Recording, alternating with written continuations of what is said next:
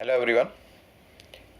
In the last video, I had discussed about the process of oogenesis. Okay, and we had also discussed about certain differences, or there is a marked difference between the process of spermatogenesis taking place in male and the process of oogenesis taking place in case of female. Now let's see first of all in this video about the structure of ovum, and then we will also discuss about the difference between the two process spermatogenesis and oogenesis. Now here human ovum, it is yolk free, and this kind of egg which does not have yolk is called as alecythal. The structure is rounded, the shape is rounded, it is non-motile cell, means it is not able to move. And in most of the organism you have studied in earlier chapters that male gametes are smaller in size and they are active. They move towards the female gamete for the process of fertilization, and here in case of human being also it is the same thing. Now here in this structure of the ovum or the egg, it is the cell is having a, you can say, abundant cytoplasm. Okay, and this cytoplasm can be called as ooplasm, and in the cytoplasm is located a large nucleus and with a prominent nucleolus at the center. Is it right? Now other structures that can be seen in this figure is, you can just note down here, zona pellucida. We had discussed this during the study or during discussion about the process of oogenesis. Okay, it is, the ovum is surrounded by a membrane that is called as plasma membrane, cytoplasm that is ooplasm, nucleus already we discussed here, and then space is there in between here. Okay, so this space over here is called as what? Perivitelline space. When we study about the process of fertilization, at that time these words zona pellucida and perivitelline space we are going to refer. That is a very simple, not much description for the structure of the ovum. Now coming to the difference between spermatogenesis and oogenesis. We have studied earlier that in case of spermatogenesis, this is taking place in male sex organ, that is the testis, and oogenesis takes place inside the ovary. Right?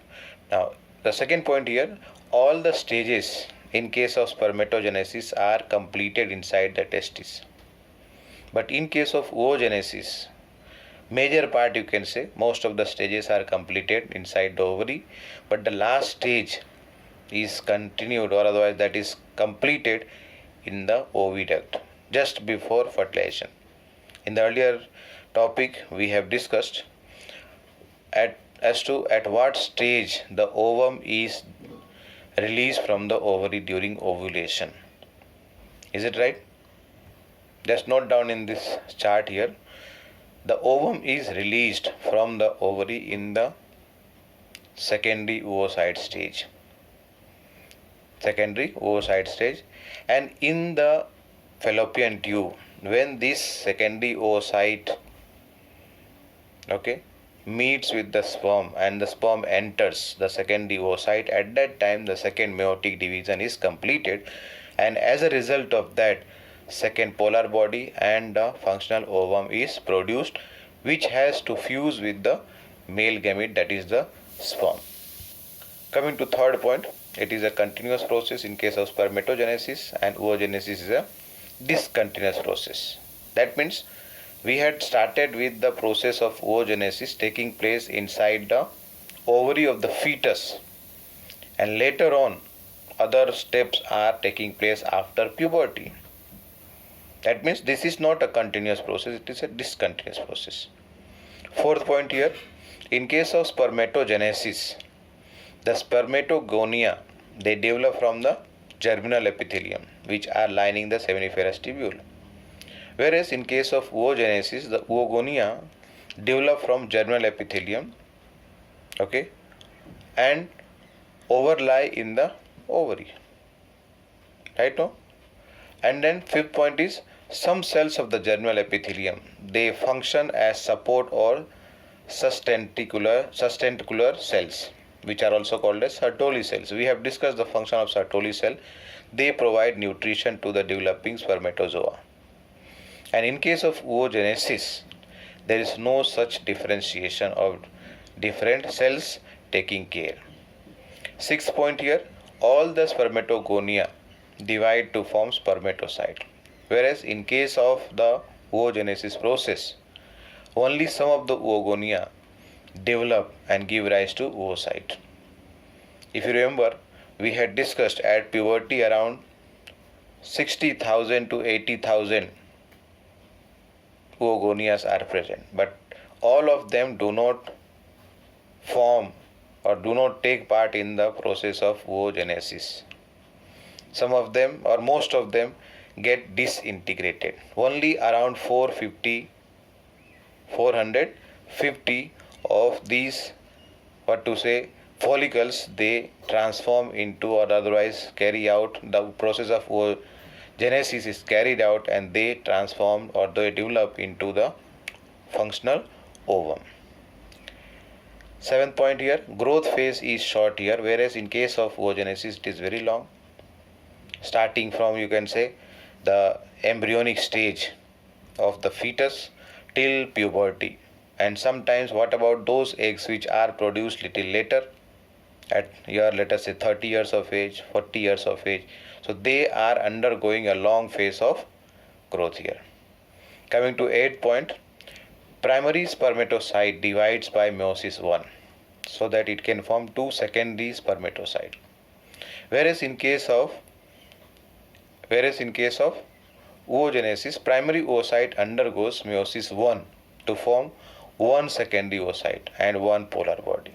Means what? The division in case of spermatogenesis is equal division taking place, and in case of oogenesis it is unequal division. Due to that, one secondary oocyte and another one is polar body. First polar body is formed. Next point, secondary spermatocyte divides by meiosis 2 to produce 2 spermatid each. 2 secondary spermatocytes are there. They are dividing into 2. So 2 into 2, 4 spermatids are formed. Whereas in case of oogenesis, secondary oocyte divides by meiosis 2 to form again only 1 ovum and 1 polar body. Means what here? Again, the division, meiotic division is unequal. Okay, next point. A spermatocyte forms 4 spermatozoa. Is it right? Whereas in case of oocyte forms only 1 ovum or otherwise the egg. Sperms are smaller as compared to the oocyte. Means sperms are smaller than spermatocytes and eggs are larger than oocyte. मतलब जिससे बन रहे हैं initially oocyte, उससे भी बड़े size के क्या हो गए? एग हो गए. Whereas in case of spermatogenesis, the sperms are much smaller than the spermatocyte from where it started the development. The nucleus in case of sperms undergoes condensation in the sperm, whereas in case of ovum it remains uncondensed. The reserve food in case of the sperm or spermatozoa is very little, whereas in case of ovum it collects lot of reserve food and other biochemicals which are necessary after fertilization takes place. First of all, it requires for the nutrition of the ovum, plus others will be for the zygote. Other part of the food will be required for the development and sustenance of the zygote. And the last point here, in case of spermatogenesis, it produces motile male gamete. And in case of female, it is producing a non-motile female gamete that we discussed in the structure of ovum also. So that was the difference between the two processes, that is spermatogenesis and oogenesis. In the next video, I am going to discuss about the menstrual cycle. I am going to discuss about menstrual cycle, how it take place. Thank you.